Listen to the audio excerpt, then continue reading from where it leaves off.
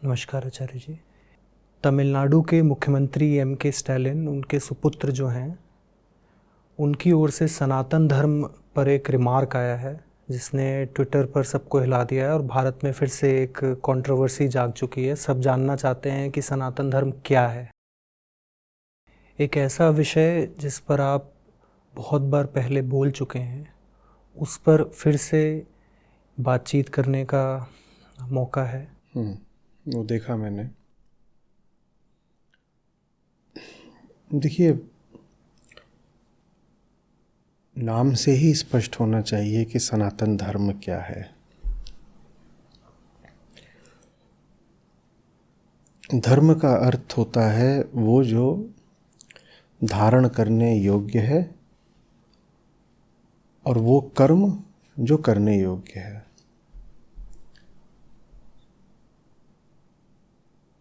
तो धर्म बहुत मोटे तौर पे कहें तो एक तरह का कर्तव्य या जिम्मेदारी है। अब हमारे जो कर्तव्य हैं वो तो दिन प्रतिदिन स्थिति के अनुसार और समय के अनुसार और संदर्भ के अनुसार बदलते रहते हैं। आप अभी यहाँ पर बैठे हैं तो आपका एक कर्तव्य है, आप कहीं बाहर हैं आपका दूसरा होगा। तो इन सब कर्तव्यों को एकदम मोटे तौर पर धर्म कहा जा सकता है कि जिस समय आपका जो कर्तव्य है उसको करना। तो सनातन धर्म कौन सा है? सनातन वो कौन सी जिम्मेदारी है जो आपको सदा ही पूरी करनी है? ये जानने के लिए ज़रूरी होगा समझना कि वो कौन सी स्थिति है जिसमें हम हमेशा रहते ही हैं, क्योंकि बाकी सब तो जो हमारी स्थितियां हैं वो तो बदलती रहती हैं। आप अभी जिस स्थिति में हो थोड़ी देर बाद उस स्थिति में नहीं होगे। तो वो कौन सी स्थिति है जो सदा एक सी रहती है? जब हम उसको जान लेंगे जो हमारे भीतर कभी बदलता नहीं है, कोई एक स्थिति है जो लगातार बनी रहती है, तो फिर हम ये भी जान लेंगे कि सनातन धर्म क्या होता है। अगर हम अपनी आंतरिक सनातन स्थिति जान लेंगे तो फिर हम ये भी जान लेंगे कि सनातन धर्म क्या होता है। हमारी सनातन स्थिति क्या है? हमारी सनातन स्थिति बेचैनी की है। हर आदमी बेचैन है और सदा से बेचैन था। इसी तरीके से और सी कौन सी चीज़ें हैं जिनको आप देखो तो पाओ कि पहले जैसी थी आज भी वैसी ही हैं, और भारत में जैसी हैं वैसी ही अमेरिका में है, अफ्रीका में है, चीन में है। और कौन सी चीज़ें हैं? एक तो मैंने कहा कि हर आदमी बेचैन है। और कौन सी? डर। हर आदमी डरा हुआ है। और जब मैं आदमी कह रहा हूँ तो उसमें स्त्री पुरुष दोनों आते हैं, युवा भी आते हैं और वृद्ध भी आते हैं, ठीक है, अमीर गरीब सब आते हैं। तो हर आदमी बेचैन है, हर आदमी डरा हुआ है। हर आदमी डरा हुआ था तब भी, आज से 10,000 साल पहले, 5,000 साल पहले भी डरा हुआ था, आज भी डरा हुआ है। और डर हम पाते हैं कि हर नया बच्चा जो पैदा हो रहा है उसमें भी होता है। वही बात बेचैनी पर लागू होती है। नहीं निर्भर करता कि आप कहाँ के हो और आप किस विचारधारा के हो और किस धर्म के हो, क्या मानते हो क्या नहीं मानते, आप बेचैन तो रहते ही हो। और कौन सी चीज़ें हैं? लालच हर एक में होता है। तो ये जो डर है, भ्रम है, लालच है, अज्ञान है, इन सब को कुल मिला करके एक ही कोई नाम दे देना उचित रहेगा कि ये मन की सनातन स्थिति रहती है, ठीक है। उसको नाम यही दे दीजिए, बंधन। बंधन।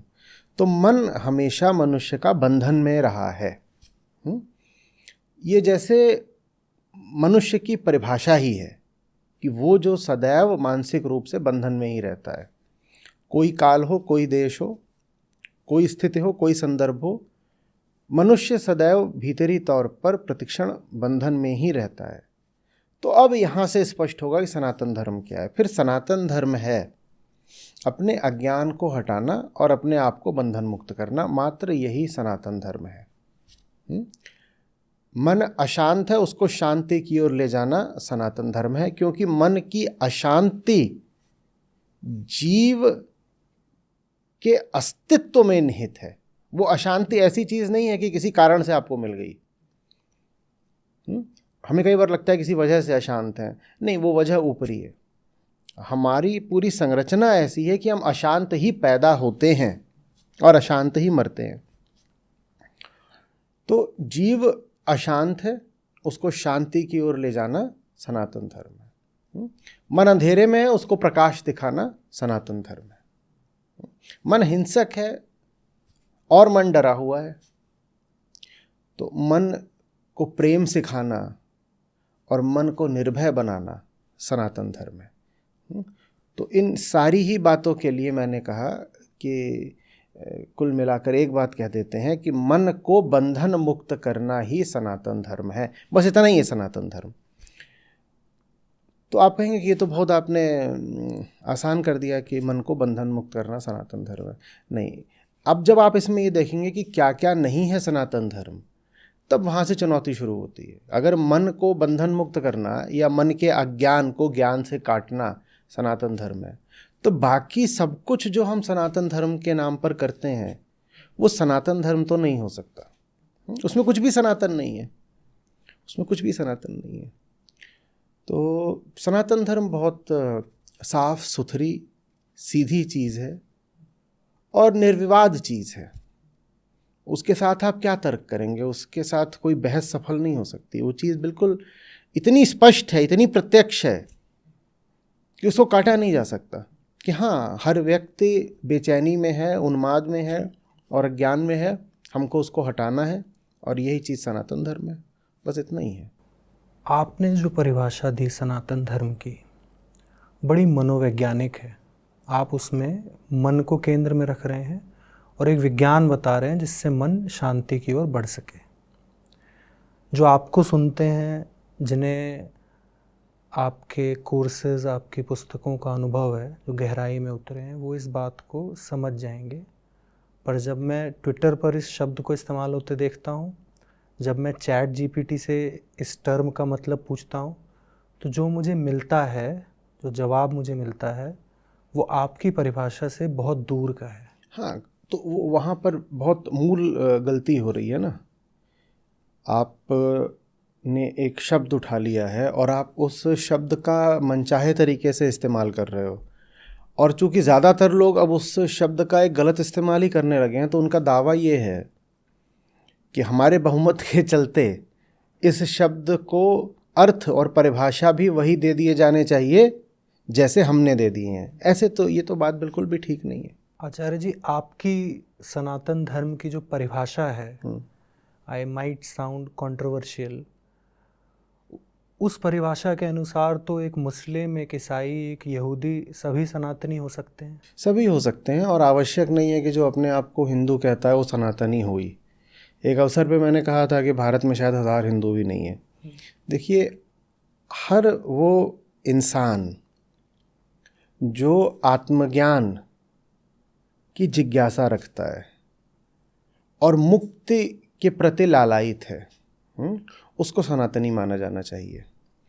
और जो व्यक्ति भले ही अपने आप को किसी भी धर्म का बोलता हो, लेकिन उसमें न आत्मज्ञान के प्रति कोई झुकाव है, लगाव है, न मुक्ति की उसको चाहत है, उसको हम नहीं कह सकते कि वो सनातन धर्म का पालन कर रहा है। क्योंकि सनातन धर्म तो यही है कि तुम बंधन में हो, मुक्ति की ओर बढ़ो। जो मुक्ति की ओर बढ़ ही नहीं रहा, उसको कैसे कह दें कि वो सनातन धर्म का पालन कर रहा है।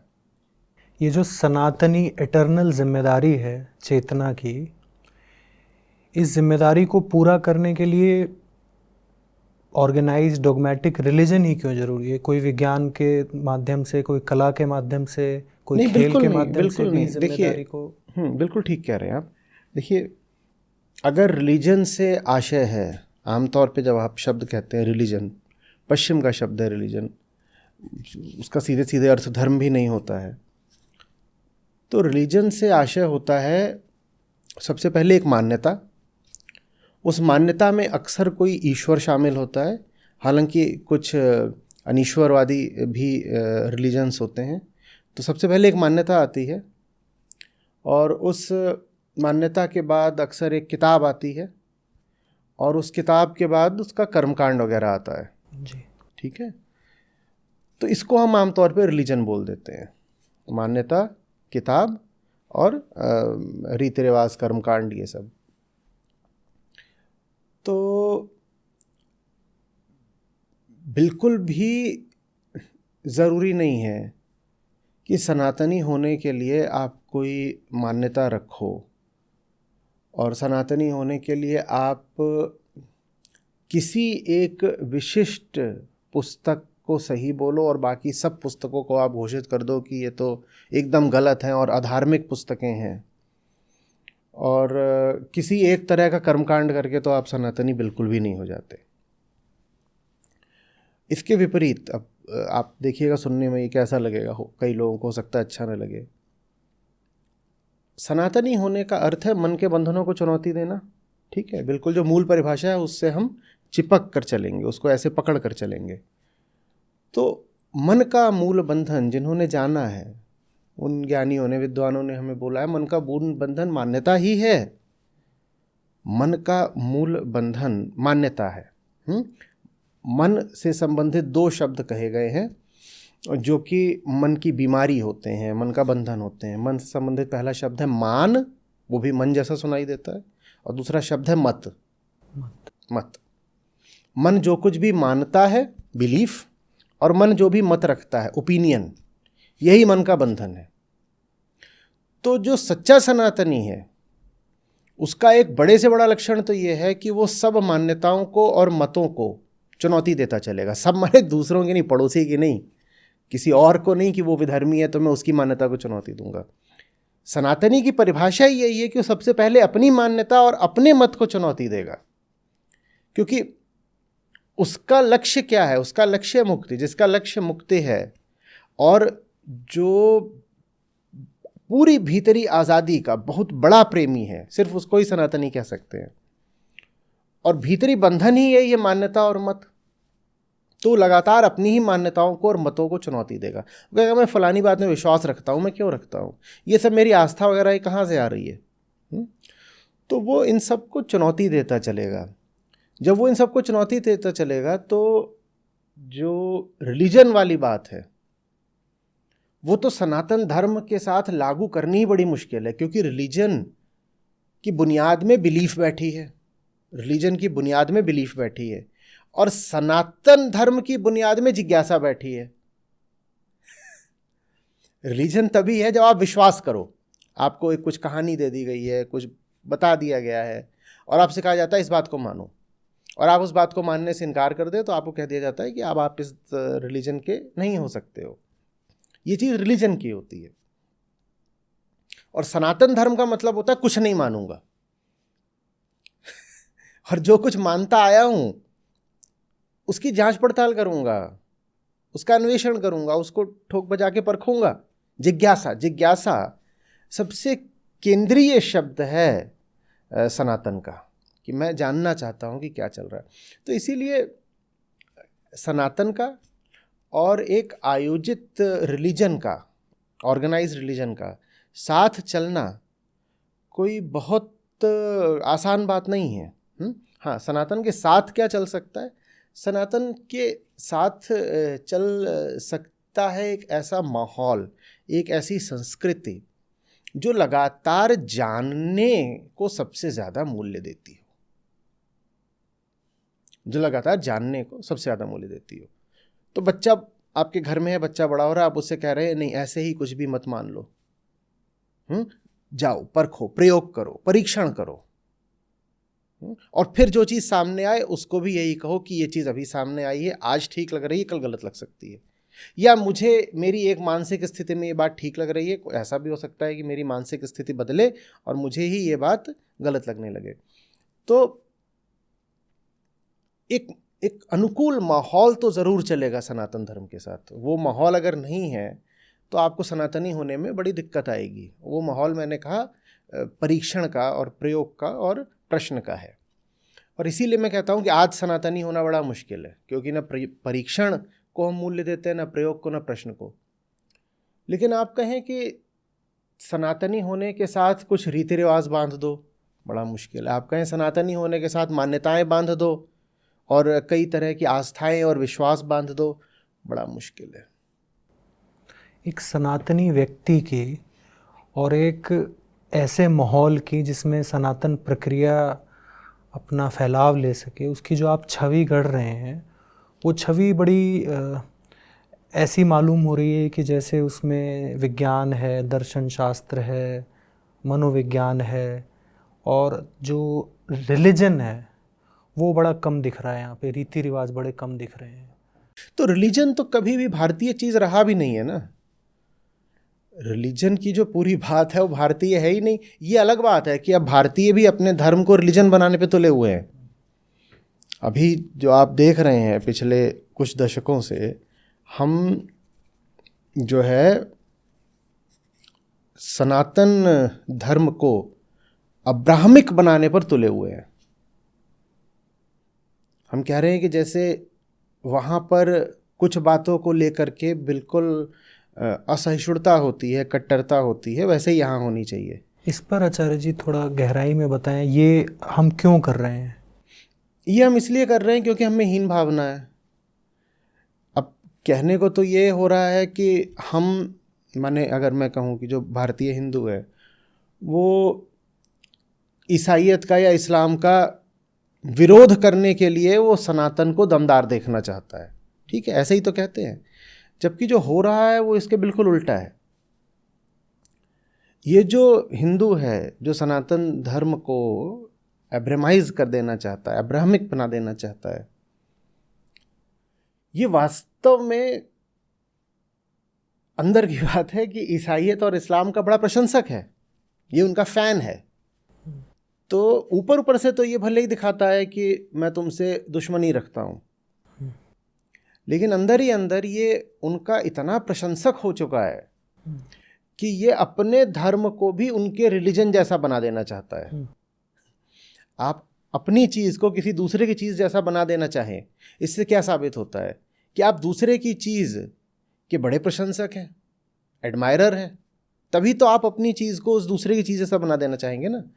तो ये जो पूरी कोशिश चल रही है कि हिंदुओं में भी वैसे ही लक्षण विकसित करो जैसे कि शेष विश्व में, विशेषकर ब्राह्मिक धाराओं में पाए जाते हैं, सेमिटिक धाराओं में, तो ये कुछ भी नहीं है। ये इसलिए है क्योंकि अपने आप को लेकर हीन भावना बहुत आ गई है हम में अपने आप को लेकर हीन भावना आ गई है। साथ ही साथ हमें ये लग रहा है कि नहीं, हमें उनकी बराबरी करनी है जिनसे हम अपने आप को हीन समझते हैं। तो बराबरी करने के लिए हमने क्या तरीका निकाला है कि हम उन्हीं के जैसे हो जाएंगे। आप ये नहीं देख रहे हो कि आप अगर उनके जैसा होना चाह रहे हो तो ये तो आपने उनकी बड़ी भारी प्रशंसा कर दी ना। आप जिसके जैसा होना चाह रहे हो एक तरह से आपने उसको अपना आदर्श बना लिया, और आगे खींच कर कहूँ तो आपने उसको अपना आराध्य बना लिया, पूज्य बना लिया। आपने कह दिया कि तुम इतने ऊंचे हो कि मैं तुम्हारे ही जैसा हो जाना चाहता हूँ। अगर आप वास्तव में किसी को उतना ऊंचा नहीं समझेंगे तो आप ये कहेंगे ना कि भाई मैं जानता हूँ मुझे कैसा होना है और मुझे तुम्हारे जैसा होने की कोई ज़रूरत नहीं। मुझे कैसा होना है वो बात मेरे भीतर निहित है। मुझे क्या होना चाहिए क्या नहीं, इसके लिए मेरे पास उपनिषद हैं, गीता है, वेदांत है, षड्दर्शन है। मैं वहाँ पर जाकर पूछूंगा ना मुझे क्या होना है। मैं अपने धर्म को तुम्हारे रिलीजन की प्रतिछवि थोड़ी ही बनाऊंगा। पर अभी भारत में ये काम चल रहा है, सनातन धर्म को दुनिया भर के जो रिलीजन्स हैं, दुनिया भर के भी नहीं, जो अब्राहमिक रिलीजन्स हैं विशेषकर क्रिश्चियनिटी और इस्लाम, उनके जैसा बनाने की कोशिश चल रही है। उनके जैसा से अर्थ है कि एक केंद्रीय किताब हो, एक पैगंबर हो, सब कुछ बहुत सीमित हो। तो हम सीमाओं में क्यों बांधना चाह रहे हैं हमारा धर्म? हमको ऐसा लग रहा है कि उन्होंने ये सब करा, अपने आप को सीमाओं में बांध लिया, इसीलिए उनकी तरक्की हुई है। दो तरह की तरक्कियां हम देखते हैं। हम ये देखते हैं कि अगर हम क्रिश्चियंस को लें तो उनके पास धन बल है, बाहुबल है, ज्ञान बल है। धन ईसाइयों के पास है, ताकत ईसाइयों के पास है, और ज्ञान ईसाइयों के पास है। टेक्नोलॉजी सारी, तो हम उनको देखते हैं तो हमें लगता है कि हम अपने धर्म को भी उनके धर्म जैसा बना लें। और संख्या बल इस्लाम के पास है। संख्या में हम देखें तो पिछले 100 सालों में इस्लाम बढ़ा है तेज़ी से जी। तो हम कहते हैं कि फिर हम सनातन को भी इस्लाम जैसा क्यों ना बना दें। हम कहते हैं देखो इस्लाम जैसा भी था भारत में आया तो अफ़गानिस्तान, पाकिस्तान, बांग्लादेश ये सब इधर उधर हो ही गए। फिर हम भारत में देखते हैं, हम कश्मीर का उदाहरण देते हैं, हम केरल, बंगाल का भी उदाहरण देने लग गए हैं। हम कहते हैं देखो इस्लाम सफल है तो हम भी क्यों ना फिर इस्लाम जैसे ही हो जाए। तो एक तरह की हीन भावना है जो हमें उनकी नकल करने पर मजबूर कर रही है, पर ये बात गलत है, ये हीन भावना ठीक नहीं है। आप के पास अपना ही जो है वो बहुत बहुत सुंदर और बहुत ऊंचा है, आपको किसी की नकल करने की ज़रूरत है नहीं। सनातन धर्म को किसी ऑर्गेनाइज्ड आयोजित रिलीजन की ज़रूरत नहीं है, वो एक बड़ी व्यक्तिगत प्रक्रिया है, आप ऐसा बता रहे हैं। बड़ी व्यक्तिगत प्रक्रिया है, उसको एक अनुकूल माहौल की ज़रूरत है, उसको एक सही संस्कृति की ज़रूरत है। उस संस्कृति में जो सनातनी है वो हर दिशा से जा कर के अपने लिए ज्ञान लेकर आएगा, वो हर तरीके के प्रयोग करने के लिए स्वतंत्र होगा। यही सनातन धर्म है। हाँ? तो सनातन धर्म के साथ बहुत ज़रूरी है कि एक बहुत सुंदर, उदार, खुली हुई और ऊंची संस्कृति चले। अगर वो संस्कृति नहीं चल रही है तो सनातनी हो पाना बड़ा मुश्किल है।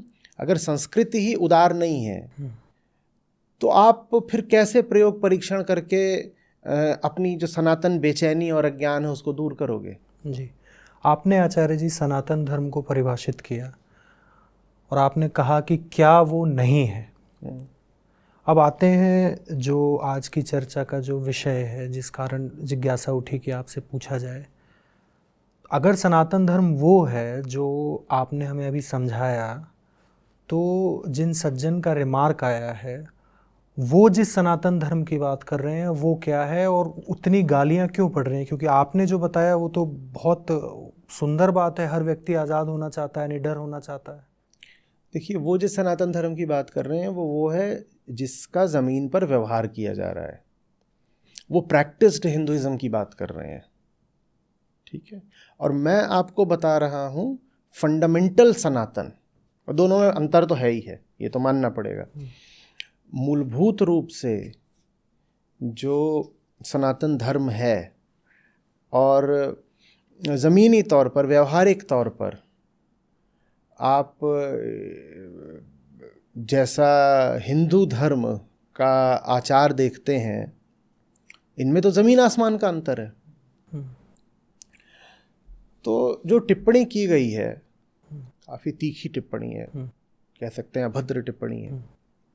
वो जो टिप्पणी करी गई है वो वास्तव में करी गई है उस हिंदू धर्म के खिलाफ जिसका आम आदमी व्यवहार कर रहा है, प्रैक्टिस कर रहा है, तो उसके खिलाफ करी गई है। उसमें गलती ये है कि उसको सनातन धर्म बोल दिया, जबकि वो सनातन धर्म है नहीं। आम हिंदू सनातनी तो है ही नहीं ना। आम हिंदू तो अपनी मान्यताओं और अंधविश्वासों में घिरा हुआ ऐसा ही एक कूप मंडूक है कि जिसके जो मन में आया उस चीज़ का अपना आचरण कर रहे हैं। हर गांव के अपने अलग देवी देवता, इष्ट देव होते हैं और थोड़ी थोड़ी दूर में मान्यताएं बदलती रहती हैं। लाखों किस्म के अंधविश्वास हैं जिससे आज का हिंदू घिरा हुआ है, और उन अंधविश्वासों को आज ज़बरदस्त तरीके से हवा भी दी जा रही है। तो ये सब चीज़ें हैं जिनका निश्चित रूप से विरोध होना चाहिए, और शायद उन सज्जन ने इन्हीं सब बातों को लक्ष्य करके कहा होगा कि सनातन धर्म को वो तमिलनाडु की धरती पर नहीं आने देंगे। और लेकिन दिक्कत बस ये है कि आप जिसको सनातन धर्म समझ रहे हो वो है नहीं सनातन धर्म, और जो वास्तविक सनातन धर्म है उसको आप जानते नहीं। उसको आप जानते होते तो आप खुद ही उसके प्रेम में पड़ जाते, आप खुद ही उसके प्रशंसक हो जाते। आप कभी ये नहीं कहते कि सनातन धर्म को हटा दो, मिटा दो। जिसको आप हटाना मिटाना चाहते हैं वो चीज़ दूसरी है, और आपको समझना होगा वो चीज़ धार्मिक नहीं है। वो चीज़ कहाँ से आ रही है उसको जानिए, उसका उसका वास्ता धर्म से नहीं है, नहीं तो बड़ा गड़बड़ हो जाएगा। जिस चीज़ के लिए धर्म जिम्मेदारी नहीं है, धर्म पर आप उस चीज़ का इल्ज़ाम लगा के धर्म को ही भगा देंगे। जैसे कहीं कोई अपराध हो गया हो, जैसे कहीं कोई अपराध हो गया हो, और एक फिल्म थी, एक फिल्म नहीं बहुत सारी फिल्मों में ऐसा सीन देखा है मैंने कि कहीं कोई कत्ल हो गया है, हत्या, और लाश पड़ी हुई है, जिसने मारा था वो तो भाग गया और कोई बचाने के लिए वहाँ पर पहुँच जाता है। जो बचाने के लिए पहुँच जाता है, पहली बात तो अब वो बचाने के लिए हाथ लगाएगा तो उसकी उंगलियों के निशान आ जाते हैं वहाँ पर। जो मार के भाग गया है वो अपना हथियार वहीं छोड़ गया है, तो ये जो बचाने आया था ये उस हथियार को उठा के देखता है, इस हथियार से मारा क्या, तो इस हथियार के साथ भी इसकी फ़ोटो आ जाती है और इसकी उंगलियों के भी निशान आ जाते हैं। और जो गिरा हुआ उसका खून बिखरा हुआ है, तो ये व्यक्ति वहाँ पर गया, उसको बचा रहा है, तो इसके कपड़ों पे खून लग जाता है और ये सब हो जाता है। तो ये जो बचाने गया है इसको दोषी मानकर इसको पकड़ लिया जाता है, इसको सज़ा दे दी जाती है। अब ये कितनी विचित्र बात है ना। ये जो मारने आया है ये मनुष्य के भीतर का अहंकार है, ये हम सब के भीतर छुपा हुआ जानवर है। वो जिसको मार के गिरा दिया गया है वो दूसरा मनुष्य है जिसका शोषण किया गया है, ठीक है। ये जो बचाने आया है ये सनातन धर्म है, लेकिन ये जो सनातन धर्म है बेचारा ये पकड़ा जाता है जैसे अपराध इसने किया हो, जबकि ये बचाने के लिए आया है। इसी पर मैं एक और उदाहरण दिया करता हूँ, उसको समझिएगा। आपके कोई शिक्षक हों, ठीक है, और वो आपको पढ़ा रहे हैं और उन्होंने आपको एक किताब दी है कि इससे आप पढ़ेंगे। मान लीजिए वो गणित पढ़ा रहे हैं आपको। अब आपका मन है चंचल, जैसा सबका मन होता है, इधर उधर आवारा पक्षी इधर उधर भाग रहा है। वो साल भर आपने कुछ पढ़ा ही नहीं, न गुरुजी को आपने सुना, न ग्रंथ जी को आपने पढ़ा, और साल भर के बाद आप परीक्षा देने गए और आप हो गए उसमें फेल। और जब आप फेल हो गए तो आपने नारेबाजी शुरू कर दी। आपने कहा मैं तो फेल हुआ ही इसीलिए हूँ क्योंकि ये जो गुरु है ये बड़ा खराब है, ये शिक्षक गलत है, और ये जो किताब दी गई है इस किताब में सब उल्टा पुल्टा लिखा हुआ, इस किताब ने बर्बाद कर दिया मुझको। तो आपने किताब को जला दिया और गुरु को मार के भगा दिया। जबकि बात यह है कि आप फेल बिल्कुल विपरीत कारण से हुए। आप फेल इसलिए हुए हो क्योंकि आपने गुरु को कभी सुना नहीं, किताब को कभी पढ़ा नहीं। यही हालत आज के सनातनी की है। न तो उसने कभी ज्ञानियों को सुना, न उसने कभी ये जाना कि उसके वास्तविक ग्रंथ कौन से हैं। ज्ञानियों के नाम पर जाकर के वो सब उल्टे पुल्टे किस्से कहानी वालों को, गप्पबाजों को सुन रहा है, पता नहीं क्या कर रहा है। और ग्रंथों के नाम पर वो जाकर के परी कथाएं और ये सब अपना पढ़ रहा है और उसको लग रहा है यही तो मेरे ग्रंथ कहलाते हैं। तो न शिक्षक को सुना न किताब को पढ़ा, लेकिन जब फेल हो गए तो लाके सारा दोष गुरु पे और ग्रंथ पे डाल दिया गया। वही आज हो रहा है सनातन धर्म के साथ। ये कहते हैं कि अरे ये देखो इन किताबों के कारण ही तो जातिवाद है। मैं पूछता हूँ किसने पढ़ी हैं वो किताबें? तुम वो किताब पढ़ कहाँ रहे हो? तुमने अगर वो किताबें सचमुच पढ़ी होती तो तुम जातिवादी कैसे हो जाते? कह रहे हैं ये ऋषियों पे आक्षेप कि इन ऋषियों ने ही तो इतना, तुमने उन ऋषियों की बात सुनी कब? कितने उपनिषद पढ़े हैं तुमने? तुम कितने उपनिषदों के नाम भी जानते हो? जब तुमने उनकी बात कभी सुनी ही नहीं है तो तुम आज जो भी आचरण कर रहे हो इसका दोष, इसका अपराध उनके ऊपर कैसे जा सकता है? तो सनातन धर्म तो बेवजह ही मारा जा रहा है। भारतीय समाज अपने अनुसार चला है, न दर्शन पढ़े न उपनिषद पढ़े, अपने हिसाब से चलते रहे। अपनी कुछ मान्यता है, अपनी कुछ सोच है, ये करा वो करा, जिसके जैसे मन में आया करा। और जब वो सब कुछ करके असफलता मिल रही है, पा रहे हैं कि ज़िंदगी में बहुत तरीके से पीछे हैं, दुनिया के देशों में भी पीछे ही रहे हैं और बहुत सारी लड़ाइयाँ हारे हैं, तो फिर उसका जो आरोप है, उसका जो ठीकरा है, वो जा कर के फोड़ दिया धर्म के मत्थे। मेरा मूल प्रश्न यही रहता है, तुम धर्म पर चले कब थे? कब चले थे धर्म में? जो धर्म पे चला होता, वो जीवन में हर प्रकार की लड़ाइयाँ कैसे हार जाता। आप आज के भारतीय को भी देखो तो उसमें चरित्रगत कितनी दुर्बलताएं हैं, कितनी ज़्यादा दुर्बलताएं हैं। एक धार्मिक आदमी में इतनी दुर्बलताएं हो सकती हैं क्या? इसका मतलब क्या है? इसका मतलब ये है कि वो अपने ग्रंथों से बिल्कुल परिचित ही नहीं है। हाँ, वो अपने आप को कहता ज़रूर होगा धार्मिक, अति दुर्बल है, लेकिन उसका दावा ये है कि वो धार्मिक है। इतना ही नहीं, वो एकदम 100 तरीके की बुराइयां अपने भीतर रखे हुए है और कमजोरियां अपने भीतर रखे हुए है। लेकिन ये भी हो सकता है वो अपने आप को कट्टर हिंदू बोलता हो। तो फिर तो हिंदू होना बड़ी ही छोटी और सस्ती बात हो गई। अगर इतना कमज़ोर आदमी, इतना बीमार आदमी भी अपने आप को कह रहा है कि मैं हिंदू हूँ, सिर्फ इसलिए कि वो नारे लगा सकता है मैं हिंदू हूँ। वो भगवा पहन लेगा, वो नारे लगाएगा, कहेगा मैं हिंदू हूँ, तो फिर तो हिंदू होना बड़ी छोटी बात हो गई। कि हिंदू होके भी आप इतने कमज़ोर हो और इतने विक्षिप्त हो, इतने अज्ञानी हो। नहीं, ऐसा नहीं है। अगर आप किसी को पाएं कि उसके भीतर गहरा अज्ञान है तो अपने आप को हिंदू वो बोल सकता है, सनातनी वो नहीं है। सनातनी होना माने उसमें जीना जो वास्तव में सनातन है। जो सनातन है वो वही है, मन की मुक्ति की चाह। अहम का आत्मा के प्रति प्रेम ही सनातन है। आत्मा माने अंतिम सत्य, तो वही सनातन है। जो उसमें जी रहा है वो सनातनी है। बाकी अपने आप को जो बोलना चाहे बोल ले। सनातन धर्म में 50 तरीके की मान्यताओं के लिए और अंधी परंपराओं के लिए और अंधविश्वासों के लिए कोई जगह नहीं है। सनातन तो कहता है कि ये सब जो कर रहे हो, पूछो अपने आप से क्या कर रहा हूँ, क्यों कर रहा हूँ। बात यही नहीं कि तुम कौन सी प्रथाओं का, परंपराओं का पालन कर रहे हो। तुम जिंदगी में जो कुछ भी कर रहे हो, तुम रोज़ दुकान पे आके बैठ जाते हो, अगर आप वास्तव में सनातनी हैं तो अपने आप से आप पूछेंगे कि क्या मेरा जन्म इस उद्देश्य हेतु हुआ, मैं कौन हूँ, मेरा जन्म किस लिए हुआ है, मैं ये क्या कर रहा हूँ, ये मेरा रोज़गार क्या है, ये मेरे संबंध क्या हैं, ये किन चीज़ों में मेरा समय जा रहा है। असली सनातनी वो है जो इन चीज़ों में जिए, इन प्रश्नों के साथ वो एक रिश्ता रखे, वो है सनातनी। बाकी सब तो ऐसे ही है, नारेबाजी। आचार्य जी, आप कह रहे हैं कि ये जो पूरी रेजिंग कंट्रोवर्सी है, इसके केंद्र में जो रिमार्क्स हैं वो सनातन धर्म के प्रति है ही नहीं। है ही नहीं, तो इसको ही तो स्ट्रॉ मैन फेलेसी बोलते हैं ना। जी। स्ट्रॉ मैन फेलेसी यही होती है कि मैं कहूँ कि अब यहाँ पे कोई खड़ा हो, मैं कहूँ ये अंशु है, ठीक है, अब असली अंशु यहाँ बैठा हुआ जी, मैं कहूँ ये अंशु है जी, और फिर मैं कहूँ ये नहा के नहीं आया, कितना गंदा, क्योंकि मुंह पे धूल लगी हुई है जी, और फिर मैं अंशु की दुर्गति कर दूँ, ये कह कि नहाता नहीं है, गंधा रहा है, ऊपर से लेके नीचे तक धूल लगी हुई है, ये और वो।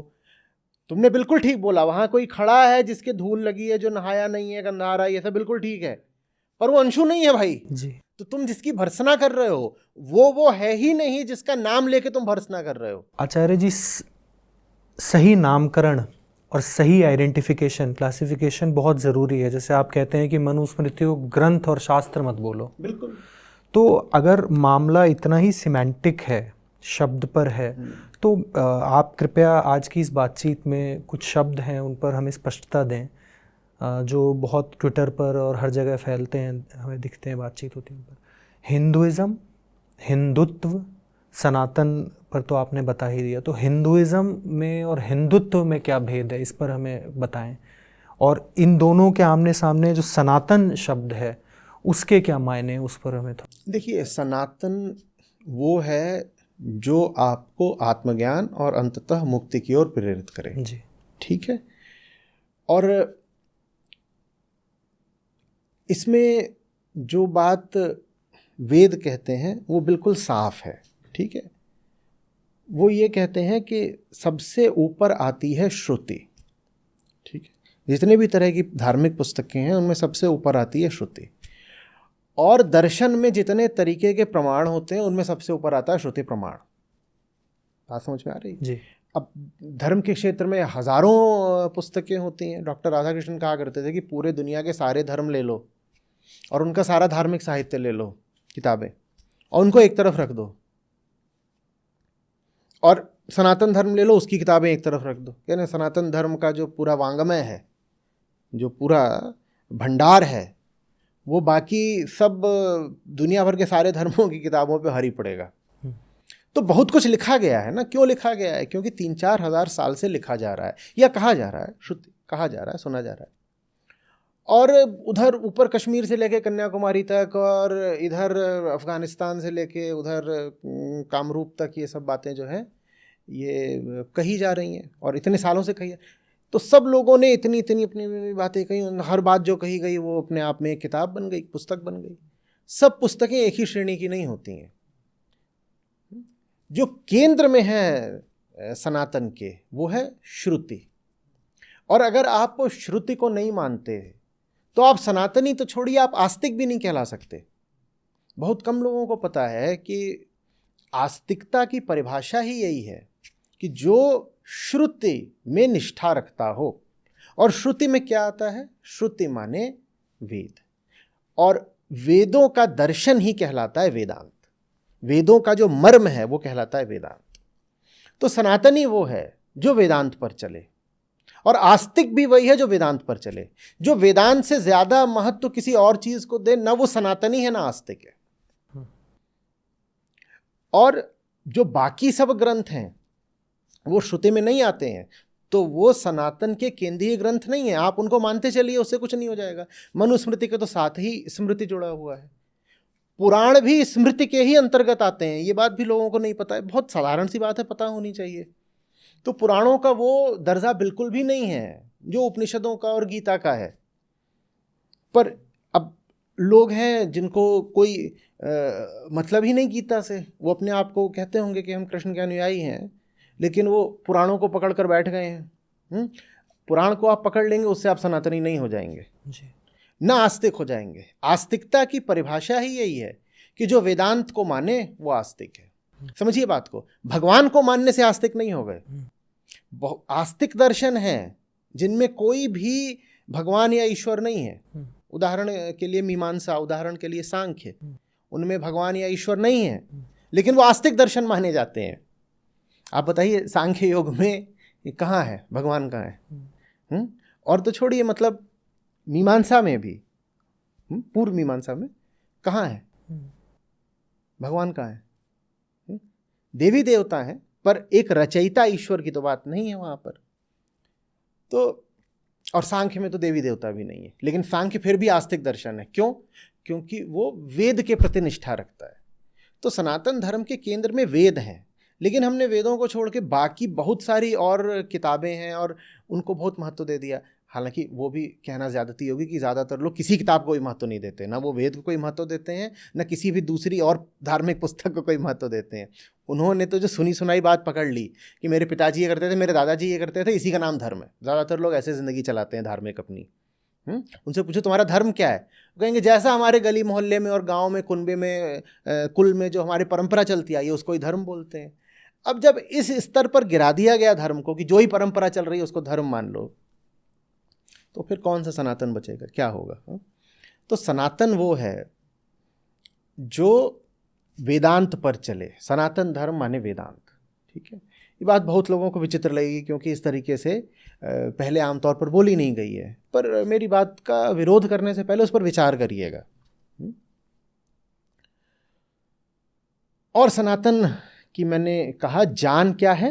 जिज्ञासा। क्योंकि उपनिषदों का जो तरीका है वो यही है, संवाद का। ऐसे तुम पूछोगे, मैं बताऊंगा, मैं बात करूंगा, बातचीत चलेगी। वही जिसको बाद में जा करके दर्शन में डायलेक्टिकल मेथड कह दिया गया। वो बाद का भी नहीं है। मतलब आप अगर उसी समय पे जाएंगे तो सुकरात का भी वही तरीका था।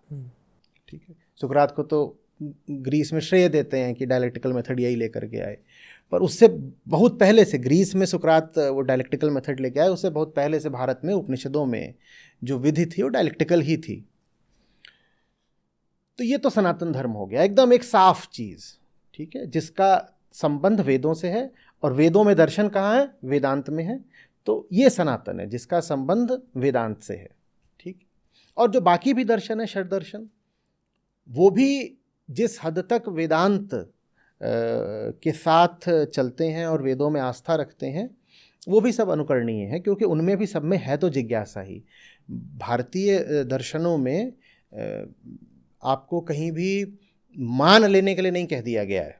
जो 6 आस्तिक दर्शन है उनमें भी नहीं कह दिया गया है, और जो 3 आपके हेटेरोडॉक्स दर्शन है, नास्तिक दर्शन, उनमें भी नहीं कह दिया। ये सबकी खूबी है, सबने जिज्ञासा करी है, सबने प्रश्न लिखे हैं, और सबने तर्क सम्मत बातें करी हैं।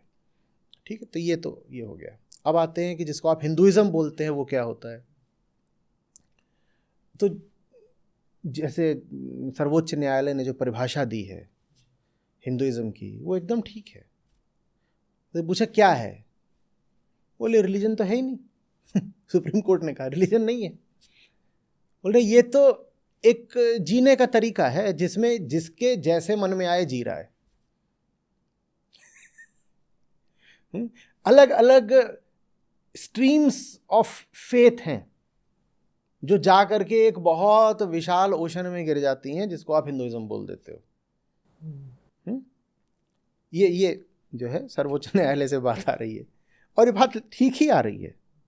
ये फिर से हो सकता है सुनने में बहुत लोगों को विचित्र लगे, लेकिन ये बात सही है, क्योंकि हिंदू का तो कोई अर्थ ही नहीं रह गया ना। जिसके जो मन में आ रहा है मान रहा है और कह रहा है कि बस यही हिंदू धर्म है, उस पर अपना चल रहा है। न उसमें कोई केंद्रीय दर्शन है, न कोई केंद्रीय जिज्ञासा है। कोई कुछ भी हो, कैसा भी हो, वो अपने आप को हिंदू बोल सकता है। वास्तव में हिंदू शब्द ही भौगोलिक है, ये तो हम जानते ही हैं, है ना। हाँ, कि सिंधु नदी के इस तरफ पूरब में जो रहते थे, उनको सिंधु नदी के उस तरफ वालों ने, ईरानियों ने बोल दिया कि ये हिंदू हैं। स को वो ह उच्चारित करते थे, तो उधर से उन्होंने इसको हिंदू बोल दिया। तो वो जो उन्होंने भौगोलिक परिभाषा दे दी हिंदुओं की, वो भाषा सही भी है एक तरीके से, कि भाई जो भी रह रहा है इधर और वो जैसे भी चल रहा है उसको हिंदू ही कह दो। भाई आप आज मानते थे कि ईश्वर है, कल आप नहीं मान रहे ईश्वर है, आपको ऐसा थोड़ी है कि आप हिंदू नहीं हैं, आप अभी भी हिंदू हैं। आप कल तक एकदम शुद्ध शाकाहारी थे, आज आपने जा करके सिर्फ मांस ही मांस चबाना शुरू कर दिया, आप तब भी हिंदू हैं। कोई ऐसी स्थिति बनती ही नहीं कि कहो कि ये व्यक्ति अब हिंदू नहीं है। अगर कभी कोई ऐसी स्थिति बनी नहीं सकती जहां आप कह सको कि ये व्यक्ति अब हिंदू नहीं है, तो फिर तो कोई भी हिंदू हो गया ना। नहीं तो कहीं पे तो सीमा खींचती, कोई सीमा ही नहीं है। ये एब्सोल्यूट ओपन एंडेडनेस जो है, is it a good thing और a bad thing? It's a meaningless thing, अर्थहीन। जिस शब्द की कोई परिभाषा ही ना हो, उस शब्द को आप बार बार बोलो तो उससे भाव क्या जाता है? कुछ भी नहीं।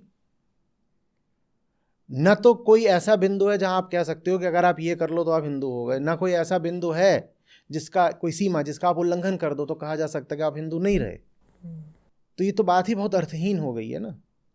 किसी ने जिंदगी में कभी भगवत गीता को हाथ नहीं लगाया, योग वाशिष्ठ को नहीं छुआ, उसने जाकर के कभी कठोपनिषद को नहीं छुआ। इतने सारे दर्शन हैं, उन सब दर्शनों पर भाष्य हैं, उनसे जाकर के उसने कभी बात नहीं करी। ऐसा व्यक्ति भी अपने आप को हिंदू बोल सकता है। क्यों? क्योंकि वो हिंदू परिवार में पैदा हुआ है, तो अपने आप को हिंदू बोल सकता है। तो हिंदू शब्द बहुत अर्थहीन हो गया है, बहुत अर्थहीन हो गया है। तो फिर सुप्रीम कोर्ट ने भी वैसे ही कह दिया कि क्या बोलें, ये तो है ही नहीं कुछ, इसको वे ऑफ लाइफ है बस। हिंदुत्व क्या हुआ? हिंदुत्व तो एक विचारधारा है, वो राजनैतिक विचारधारा है। ठीक है, हिंदुत्व एक राजनैतिक विचारधारा है जो पिछले 100-200 सालों की जो संस्कृति है, जो ज़्यादातर अंग्रेज़ों और मुगलों के प्रभाव से बनी है, उसी संस्कृति को वो कहना चाहता है कि यही असली भारतीय संस्कृति है, और भारत राष्ट्र की परिभाषा इस संस्कृति पर आधारित होगी। राष्ट्र का मतलब होता है लोगों का एक समूह या समुदाय जो किसी साझे मूल्य के कारण संपृक्त हैं। तो कई लोग हैं, मान लीजिए उनकी भाषा एक है, तो वो अपने आप को एक राष्ट्र या नेशन बोल देते हैं। ठीक है, कई लोग हैं जिनकी खाल का रंग एक जैसा है, तो वो अपने आप को खाल के रंग के आधार पर बोल देते हैं वी आर अ नेशन। तो जिन्ना ने उदाहरण के लिए बोल दिया था कि Muslims are a separate nation, क्योंकि उनका धर्म अलग है। तो नेशनहुड यानी राष्ट्रवाद के नीचे सदा कोई यूनिफाइंग फैक्टर होता है। तो जिन्ना ने कह दिया कि यूनिफाइंग फैक्टर क्या है कि इनका धर्म एक है। यूरोप में आप जाएंगे तो वो फैक्टर क्या है जो वहाँ पे नेशनलिज्म चलाता है, वो लैंग्वेज है, लैंग्वेज है, ठीक है। तो जो हिंदुत्व है वो बोलता है कि the nation is founded on culture, cultural nationalism. और वो कौन सा कल्चर है, वही जो हमने पिछले 100-200 सालों में चलते देखा है। अब उससे ज़्यादा हमें ज्ञान ही नहीं, हमने कहीं पता ही नहीं किया कि भाई आपको अगर कल्चर की बात करनी है तो पीछे जाओ ना और पूछो कि वेदों के समय में क्या संस्कृति थी। और क्या आचार्य जी इसी को सनातन धर्म बोल के से भी कंफ्यूज करा जा रहा है? हाँ बिल्कुल बिल्कुल बिल्कुल। बहुत सारे लोग जो जानते ही नहीं सनातन धर्म क्या है, वो या तो हिंदुइज्म को या हिंदुत्व को समझ लेंगे कि सनातन धर्म यही है, और फिर वो इन चीज़ों की, हिंदुइज्म और हिंदुत्व की जो भी कुरूपताएं देखेंगे उनको वो समझ लेंगे कि वो सनातन की कुरूपताएं हैं। अब हिंदुइज्म तो फिर भी ऐसी चीज़ है जो कि एक बिलीफ सिस्टम है कि जिसके जो मन में मान्यता आ रही है मान रहा है, एक बिलीफ सिस्टम है, और ये बिलीफ सिस्टम पुराना हो गया। सनातन धर्म को आप ऐसे मान लो, ऐसे तो सनातन का मतलब है कि जिसकी कभी उत्पत्ति हुई नहीं, जो सदा से वो सनातन है। पर फिर भी अगर आपको उसमें एक समय सीमा लगानी है तो सनातन धर्म को आप मान लो कि वो वेदों के साथ आया है, मान लो, ठीक है। हालांकि फिर बोलूँगा पारिभाषिक तौर पे सनातन का अर्थ है कि जो अनादि है, जिसकी कभी उत्पत्ति नहीं हुई, ठीक है। तो इसे मीमांसा दर्शन है, वो मानता है कि वेदों को ईश्वर ने भी नहीं बनाया, वेद सदा से हैं वेदों को ईश्वर ने भी नहीं बनाया, क्योंकि सनातन है, सदा से है। तो लेकिन थोड़ा सा आप अगर जो एकेडमिक व्यू है उसकी ओर आओगे तो वेद लगभग 4000 साल पुराने माने जाते हैं एकेडमिया में। तो सनातन वहाँ से आता है 4000 साल, जिसको आप हिंदुइज्म बोलोगे कि सब अपनी अपनी मान्यताओं पर चल रहे हैं। आज का जो हिंदुइज्म है, इसके पीछे की जो मान्यताएं हैं वो मुश्किल से 700-800 साल पुरानी होंगी। वो ज़्यादातर पौराणिक मान्यताएं हैं। पुराण बहुत नए हैं, वेदों और उपनिषदों की अपेक्षा पुराण बहुत बहुत नए हैं, बहुत नए हैं। वो कह दिया जाता है कि वो वेद भी वेद व्यास द्वारा और पुराण भी वेद व्यास द्वारा, लेकिन वो वेद व्यास अलग हैं, ठीक है। जो भी विद्वान ग्रंथों से संबंधित अच्छा ऊंचा काम करता था, संभवतः उसको वेद व्यास की उपाधि दे दी जाती थी। तो उपाधि एक है, इससे नहीं मान लेना चाहिए कि वेद और पुराण एक ही श्रेणी के हैं या एक ही समय के हैं। वेद और पुराण न तो एक ही श्रेणी के हैं न एक ही समय के हैं। वेदों के कम से कम आप समझिए कि 2000 साल बाद, ठीक है, पुराणों का रचना काल है। और पुराण तो अभी 800-1000 साल पहले तक भी रचित होते रहे हैं, 700 साल पहले। तो जो हिंदुइज्म है ये अधिकतर पौराणिक है। सनातन धर्म वैदिक हुआ, हिंदुइज्म पौराणिक हुआ, और हिंदुत्व तो अभी मुश्किल से 100 साल पहले की भी विचारधारा नहीं है। ये तो अभी 60-70 साल पहले की विचारधारा है, 80 साल पहले की, और ये राजनैतिक हुआ, वो राजनैतिक। तो अगर हिंदुत्व या हिंदुइज्म इनकी आलोचना की जा रही है समसामयिक राजनेताओं द्वारा या चिंतकों द्वारा, तो वो कुछ हद तक सही भी है, होनी चाहिए, पर उसके नाम पे सनातन धर्म को अगर बोला जा रहा है, वो मेरा सबसे आग्रह है कि जिसको आप हिंदुइज्म बोलते हो या जिसको आप हिंदुत्व बोलते हो, इनसे आपको जो भी समस्या है वो हो सकता है बिल्कुल वैध समस्या हो, जायज समस्या हो, जस्टिफाइएबल हो, लेकिन उसके कारण सनातन धर्म की निंदा मत करो। भाई हिंदुत्व का सनातन धर्म से क्या लेना देना? तो हिंदुत्व अगर किसी प्रकार की आपको खोट में दिख रहा है तो वो खोट हिंदुत्व की होगी। इसी तरीके से जो व्यवहारिक हिंदू आचरण है उसमें आपको कोई खोट दिख रही है तो वो हिंदुइज्म की खोट होगी। लेकिन इन दोनों की गलतियों को आप सनातन धर्म के ऊपर आरोपित मत करो।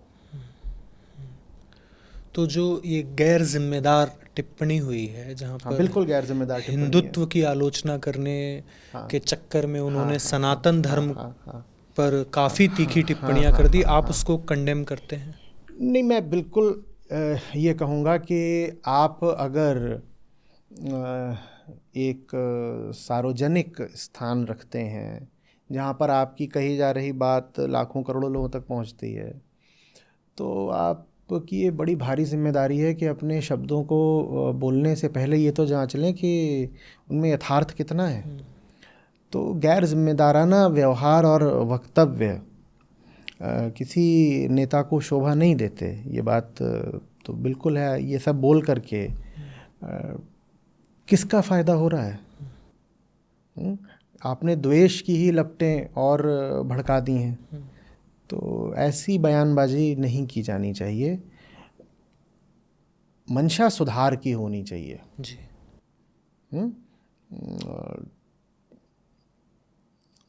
आग लगाने की नहीं।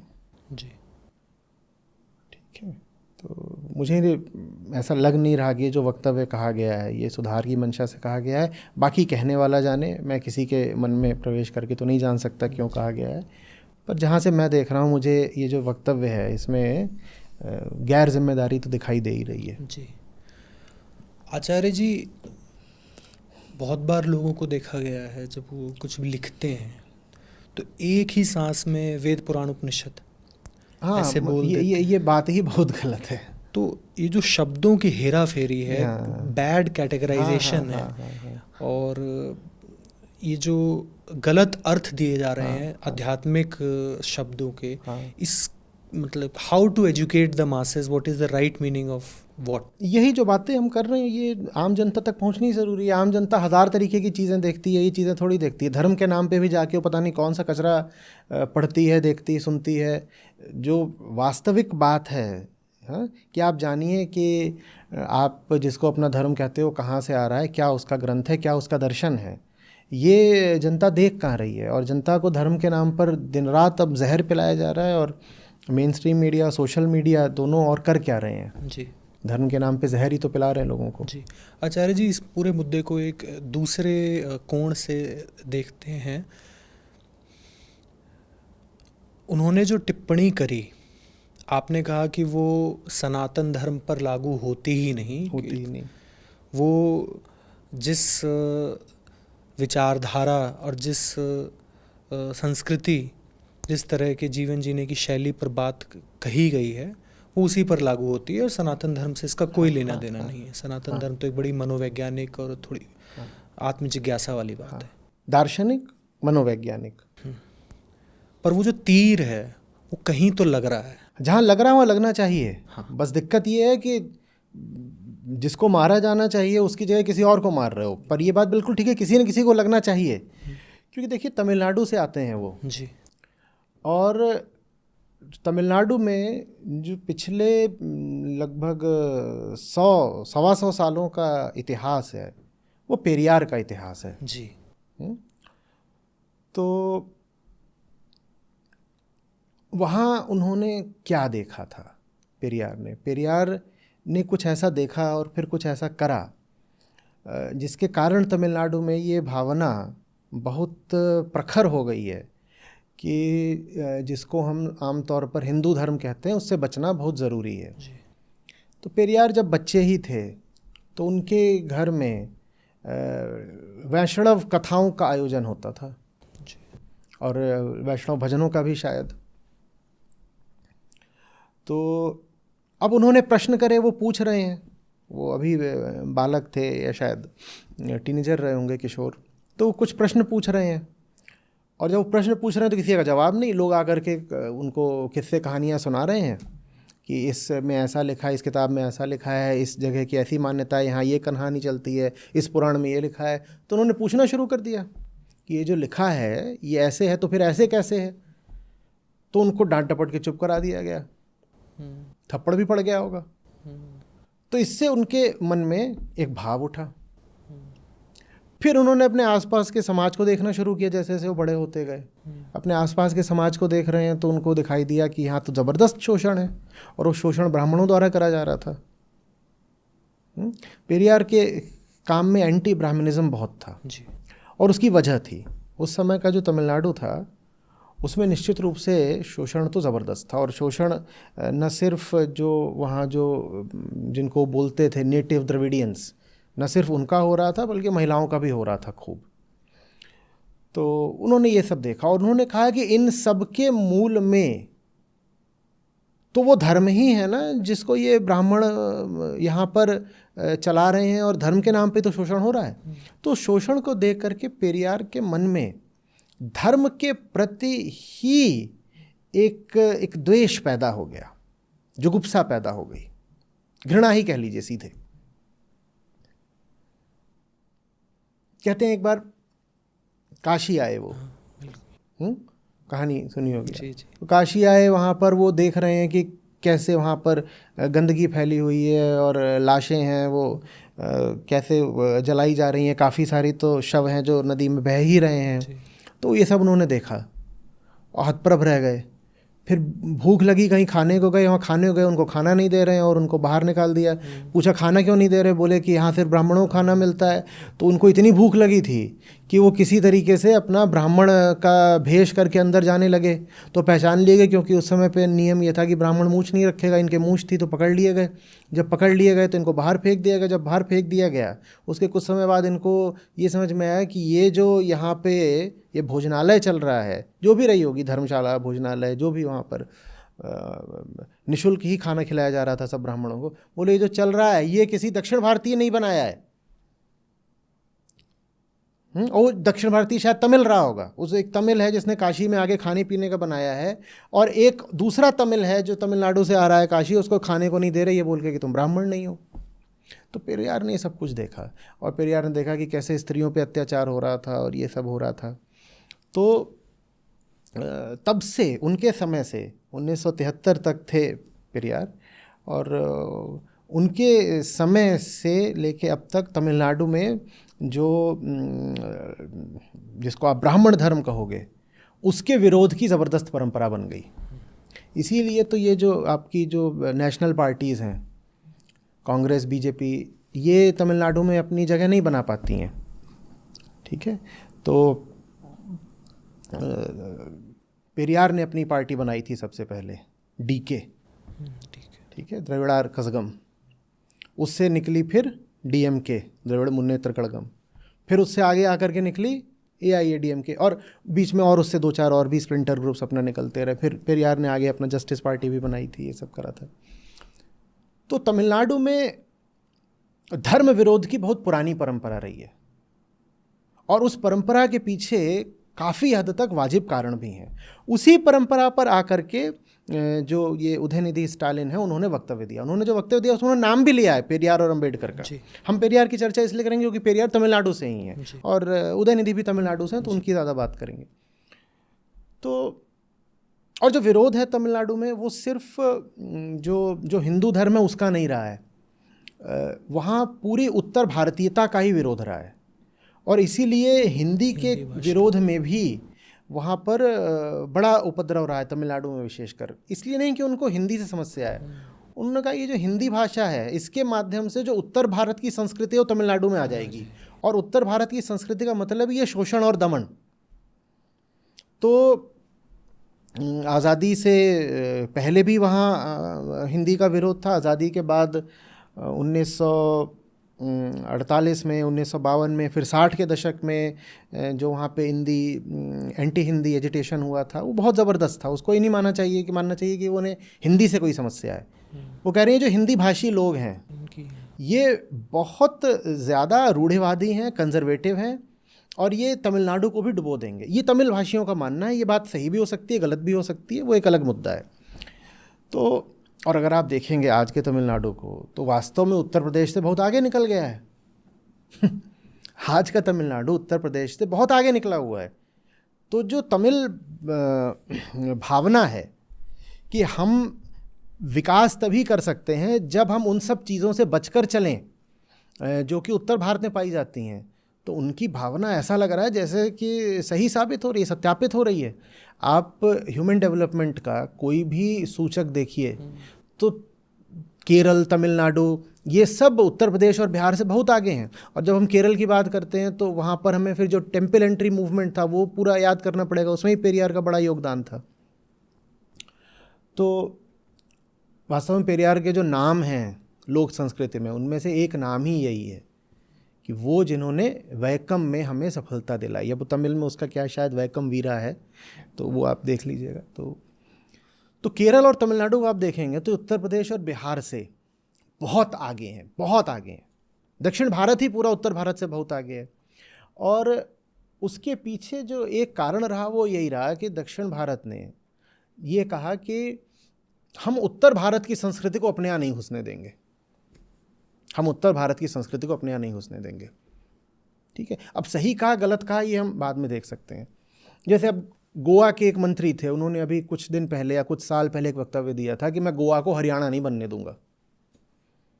उन्होंने कहा कि जो हरियाणा की जो पैट्रियार्किकल पितृसत्तात्मक सोच है, मैं उसको गोवा में नहीं आने दूंगा। गोवा में उदारवाद है, हरियाणा में तो वो अब घूंघट काढ़ो, पढ़ने भी नहीं देते हैं और इतनी भ्रूण हत्या होती है महिलाओं की। अब गोवा के मंत्री ने जो कहा वो बात सही हो सकती है, गलत हो सकती है, वो एक अलग चर्चा का विषय है। उस पर विवाद भी हुआ था कि ये कह रहे हैं कि मैं गोवा को हरियाणा नहीं बनने दूंगा। पर इससे ये तो पता चलता ही है कि दक्षिण में उत्तर भारत के प्रति सोच क्या रही है। उसी सोच का जो सबसे ताज़ा उदाहरण और अभिव्यक्ति है वो है इनका उदयनिधि स्टालिन का जो वक्तव्य आया है। दक्षिण में उत्तर के प्रति सोच ही यही है कि उत्तर भारत के लोग पिछड़े हुए हैं और दक्षिण वालों के पास उत्तर वालों के लिए ऐसा सोचने के पर्याप्त कारण भी हैं। वास्तव में अगर आप देखेंगे उत्तर भारत को और दक्षिण भारत को और आप उनकी बहुत ऑब्जेक्टिव तरीके से तुलना करेंगे कि आर्थिक तरक्की कितनी है, और उदाहरण के लिए इन्फेंट मोर्टेलिटी रेट ले लीजिए कि वो केरल में कितना है और उत्तर प्रदेश में कितना है, तो आपको ऐसा लगेगा जैसे दक्षिण भारत और उत्तर भारत दो अलग अलग देश हैं। दोनों के विकास के स्तरों में इतना ज़्यादा अंतर है कि आपको बिल्कुल ऐसा लगेगा कि दक्षिण और उत्तर दो अलग अलग देश ही हैं। बिल्कुल, आप दक्षिण भारत जाइए और वहाँ पे जो हालात हैं और जो वहाँ पे तरक्की हुई है आप उसको देखिए, और फिर आप उत्तर भारत को देखिए, ख़ासतौर पे जो हमारा हिंदी हार्टलैंड है, काऊ बेल्ट है, बीमारू राज्य जो हैं राजस्थान, मध्य प्रदेश, उत्तर प्रदेश, बिहार, झारखंड, आप इनको देखिए तो आपको उत्तर की स्थिति बड़ी दयनीय, बड़ी शोचनीय लगेगी कि कितनी ख़राब हालत है उत्तर की। और आप दक्षिण को देखिए तो दक्षिण कुलाचे मार्ग के प्रगति करता हुआ आगे निकलता जा रहा है। 100% साक्षरता केरल में, इकोनॉमिक पावर हाउस कर्नाटक और तमिलनाडु, उत्तर में पंजाब था भी तो पंजाब फिसलता चला जा रहा है। जनसंख्या वृद्धि की दर सबसे कम दक्षिण भारत में, फीमेल एम्पावरमेंट सबसे ज्यादा दक्षिण भारत में, दंगे सबसे कम दक्षिण भारत में। आप बताइए आप किस दर पे नापना चाहते हो उत्तर और दक्षिण को? प्रदूषण सबसे ज्यादा उत्तर में, प्रदूषण उत्तर में, मॉडर्न टेक्नोलॉजी और मैन्युफैक्चरिंग सबसे ज्यादा दक्षिण में और कुछ हद तक वेस्ट में, महाराष्ट्र और गुजरात को भी शामिल कर लीजिए तो। पर उत्तर में तो कुछ नहीं दिखता। तो इसलिए जो सब दक्षिण भारतीय राज्य हैं, विशेषकर तमिलनाडु, क्योंकि तमिलनाडु पर पेरियार का बड़ा ज़बरदस्त प्रभाव रहा है, विशेषकर तमिलनाडु, इनके मन में उत्तर भारतीयों के लिए एक तरीके से ऐसा भाव है कि भाई दूर रहो, तुमने बहुत गंदगी फैला रखी है और वो गंदगी तमिलनाडु में लेके मत आओ। ये उनका भाव है। ये भाव सही हो सकता है, गलत हो सकता है, मैं उस भाव का अनुमोदन नहीं कर रहा हूँ। आप ये ना कहिएगा कि ये तो खुद ही तमिल वालों की ओर से बोल करके सब हिंदी भाषियों की और उत्तर भारतीयों की भर्त्सना करने लग गए। मैं नहीं कर रहा हूँ, मैं आपको समझाना चाह रहा हूँ कि ये जो पूरी परंपरा रही है द्रविडियन पॉलिटिक्स की, ये कहाँ से आई, क्यों आई। तो इसीलिए तो आप पाते हो कि बीजेपी को वहाँ पर तमिलनाडु में और केरल में भी बड़ी मुश्किल आती है। मुश्किल इसीलिए आती है, वो बीजेपी को उत्तर भारत की पार्टी मानते हैं। वो कहते हैं उत्तर भारत को नहीं घुसने देंगे। इसलिए नहीं कि उन्हें उत्तर भारत से समस्या है, इसलिए क्योंकि उनको पिछड़ेपन से समस्या है, और उत्तर भारत पिछड़ेपन का प्रतीक बन गया है दक्षिण भारत के मन में। एक दक्षिण भारतीय जब एक उत्तर भारतीय को देखता है, मैं बिल्कुल स्टीरियोटाइपिंग कर रहा हूँ, जनरलाइजेशन है, लेकिन बात को समझिए मैं क्या बोलना चाह रहा हूँ। एक औसत दक्षिण भारतीय जब एक औसत उत्तर भारतीय को देखता है तो उसके मन से निकलता है बैकवर्ड। उधर देखता है, कहता है कि अरे ना इसके पास पैसा है, ना इसके पास शिक्षा है, इसके पास बस क्या है, कट्टर मान्यताएं और अंधविश्वास। अंधविश्वास दक्षिण में भी है, मैं नहीं इनकार कर रहा। तो that's how they perceive us. That's how they perceive. मैं ये नहीं कह रहा हूँ, That may not be the हाँ, fact. मैं बिल्कुल ये नहीं कह रहा हूँ कि आप इसको 0 या 1 की तरह, बाइनरी की तरह लें कि दक्षिण बहुत अच्छा है और उत्तर बिल्कुल खराब है। बाल की खाल निकाल के कुतर्क ना करें। मैं जो कहना चाह रहा हूँ उसको समझने की कोशिश करें। उनका पॉइंट ऑफ व्यू मैं समझना चाह रहा हूँ कि ये वक्तव्य उदयनिधि स्टालिन ने दिया क्यों दिया। इसके लिए हमें जो तमिलनाडु की जो पूरी पॉलिटिक्स है और जो द्रविडियन मूवमेंट रहा है, हमें उसके इतिहास में जाना पड़ेगा लगभग 125 साल पीछे, और समझना पड़ेगा कि वहाँ पर पूरा कार्यक्रम चला क्या है। यहाँ तक कि पेरियार को कांग्रेस से भी ज़बरदस्त डिसइल्यूजनमेंट हो गया था, ठीक है। तो उन्होंने कांग्रेस भी छोड़ दी थी। पहले वो कांग्रेस के बड़े एक उत्साही सदस्य थे, फिर उन्होंने गांधी जी के साथ थे। लेकिन जब ये वैकोम वाला पूरा काम हुआ और उसमें गांधी जी ने वहाँ की जो स्थानीय मंदिर का जो प्रशासन था उनके साथ एक संधि कर ली, तो पेरियार को बड़ी निराशा हुई। उन्होंने, और अंबेडकर का भी ऐसे ही था, पहले वो साथ में थे कांग्रेस से गांधी जी के, फिर उन्होंने उनको छोड़ दिया था। तो ये सब रहा है।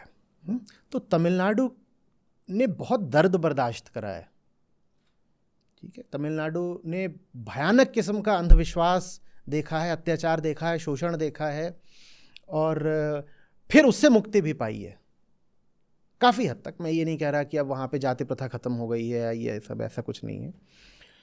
तो अंधविश्वास के खिलाफ पेरियार बार बार बोला करते थे कि तर्क पर चलो, ये जो है ना, ये तुम्हारा सबसे बड़ा मित्र है और इसका तुम इस्तेमाल नहीं करते हो। तो कहते थे बी रेशनल, सोचा करो, ऐसी किसी बात को मत मान लिया करो। जब तुम सोचोगे, विचारोगे, प्रश्न करोगे, तब जाके अंधविश्वास कटेगा। तो ये सब चीज़ें थी जो वो वहाँ लाना चाहते थे। तब जब आज का जो तमिल है, आप देखते हो किस तरीके से अगर केंद्र थोड़ा हिंदी भाषा की बात कर दे तो तमिल तुरंत प्रतिक्रिया करता है। उसकी वजह वही है। ऐसा नहीं है कि तमिल के लोगों को हिंदी से कोई नफ़रत है, ऐसा नहीं है। मैं भी वहाँ गया हूँ, मिला हूँ, बहुतों को जानता हूँ। जो हिंदी प्रचारिणी सभा है उसकी सबसे बड़ी सदस्यता तमिलनाडु में ही है। तो ऐसा नहीं है कि तमिलनाडु के लोगों को हिंदी से कोई समस्या है, उन्हें हिंदी वालों के पिछड़ेपन से समस्या है। वो कहते हैं बड़ी मुश्किल से तो हमने अपने पिछड़ेपन से निजात पाई है, तुम फिर से वही सब चीज़ें लेके यहाँ पे दोबारा ले आ दोगे। हमारे यहाँ निरक्षरता थी, हमारे यहाँ गरीबी थी, हमारे यहाँ अंधविश्वास था, हमारे यहाँ बीमारी थी, महिलाएं हमारे यहाँ बड़ी ख़राब हालत में थीं, और दलितों की तो हालत पूछो ही नहीं। हमने बड़ी मुश्किल से इन सबको आगे बढ़ाया है, और हम नहीं चाहते अब कि तुम सनातन धर्म के नाम पे हमें दोबारा पीछे ढकेल दो। तो उस उद्देश्य से उन्होंने वक्तव्य दिया है। हालांकि हम ये बिल्कुल पहले ही कह चुके हैं कि ये जो वक्तव्य है ये गैर जिम्मेदाराना है। आपको ये कहना चाहिए था कि मैं तमिलनाडु में सामाजिक कुरीतियों को नहीं आने दूंगा, और ये बात बिल्कुल सही होती। तमिलनाडु में क्या, पूरे देश में, तमिलनाडु में भी, उत्तर प्रदेश में, बिहार में, पूरे देश में, पूरे विश्व में कहीं भी सामाजिक कुरीतियाँ नहीं आनी चाहिए, अंधविश्वास नहीं आना चाहिए, शोषण नहीं आना चाहिए। तो वो बात अगर वो कहते तो वो बात बिल्कुल सही होती, पर उसकी जगह उन्होंने सनातन धर्म को ही लपेट लिया, तो वो बात जो है बचकानी है। आचार्य जी, क्योंकि आप एक ऑब्जेक्टिव पर्सपेक्टिव से दोनों ही मतों को एम्पैथाइज कर पा रहे हैं, देख पा रहे हैं, आपने समझाया भी, तो आपसे एक कंक्लूसिव रिमार्क चाहूँगा कि एक तरफ स्थिति ये है कि उत्तर भारतीय है जो अपने हिंदुत्व और हिंदुइज़्म की मान्यताओं को सनातन धर्म बोल रहा है और वो खुद को सनातनी बनाना चाह रहा है। एक तरफ भारत का वो समाज है जो हिंदुत्व और हिंदुइज़्म की कुरीतियों को गाली दे रहा है सनातन धर्म बोलकर। हाँ, और दोनों ही तरफ बहुत जो हो रहा है एकदम गलत हो रहा है दोनों आप तरफ। समाधान क्या है? आप दोनों को ही, अगर एक शिक्षक होने के नाते दोनों को ही, दोनों ही जगह वही स्ट्रॉमैन फेलेसी चल रही है ना।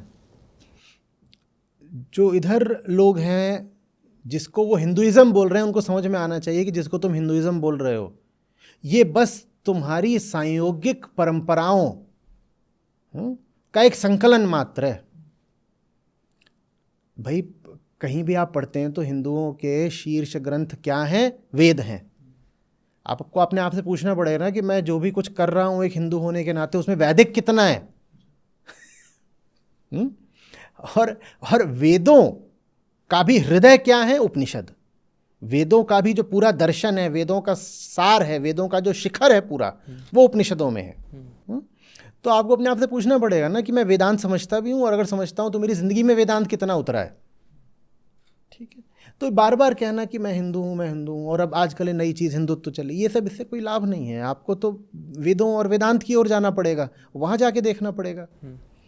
उनकी ओर जाने की जगह लोग क्या करते हैं? उनकी ओर जाने की जगह लोग, अब पढ़ना उनको कोई बहुत दुष्कर काम भी नहीं है, आप बिल्कुल पढ़ सकते हैं। ठीक है, आप कुछ महीने लगाएंगे, आप वेदों का पाठ कर सकते हैं।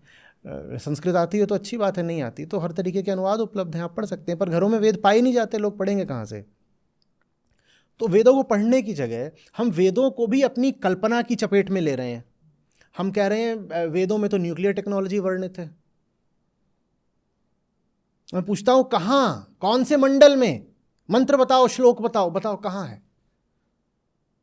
कहते नहीं नहीं है, जरूर है जरूर है।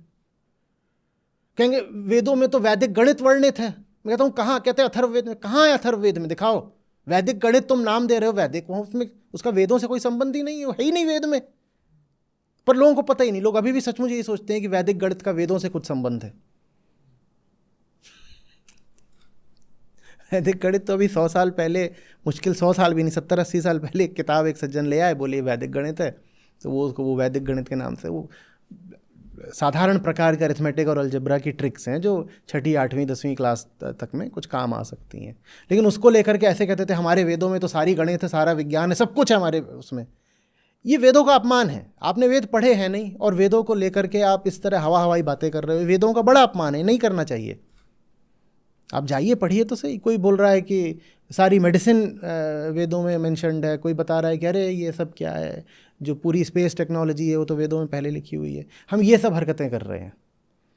जो सीधा रास्ता है वो लो ना, सीधी चाल चलो। सीधी चाल ये कि जाओ और तुम्हारे शीर्ष ग्रंथ हैं, इनको पढ़ो ना बेटा। पढ़ क्यों नहीं रहे हो? नहीं पढ़ना नहीं है, क्यों नहीं पढ़ना? अरे हमने 8वीं किताब नहीं कभी पढ़ी, हम 10वीं में फेल हुए। जब हमने कभी कुछ नहीं पढ़ा तो हम वेद भी क्यों पढ़ें?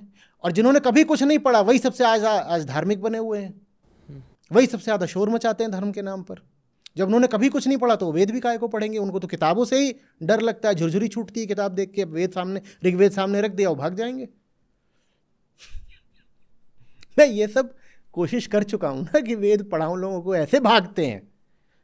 हाँ, उन्हें अपने हिंदू होने पे गर्व पूरा रहता है। मैं उनके पीछे पीछे वेद लेके भागता हूँ, कहते अरे बड़ा मोटा है। मैं तो ये भगवत गीता ले लो, 700 ये, ऋग्वेद में 10,000 है, छोड़ो ये तुम भगवत गीता 700 सिर्फ 700 ले लो। कहने वो भी नहीं पढ़ना, करे लो इससे भी कम अष्टावक्र गीता। मैं उनके पीछे जाता हूँ, इसमें 700 भी नहीं, ये तुम्हारे कहा ना, ये भी नहीं पढ़ना, इतना भी नहीं पढ़ना। कह जिंदगी भर तो हमने कुंजी से पढ़ाई करी है, परीक्षा की एक रात पहले, आप हमसे कह रहे हो कि 200 श्लोक पढ़ लो, हम नहीं पढ़ेंगे। कहता हूँ तुम 200 श्लोक भी नहीं पढ़ सकते तो तुम अपने आप को काहे के लिए हिंदू बोलते हो? और तुम हिंदू ही नहीं बोलते, तुम तो आक्रामक हिंदू हुए जा रहे हो। तुम कह मैं ये कर दूंगा वो कर दूंगा।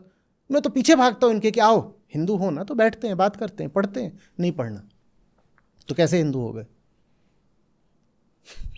और ये बात जितना उत्तर भारतीयों पे लागू होती है उतनी दक्षिण भारतीयों पर लागू होती है।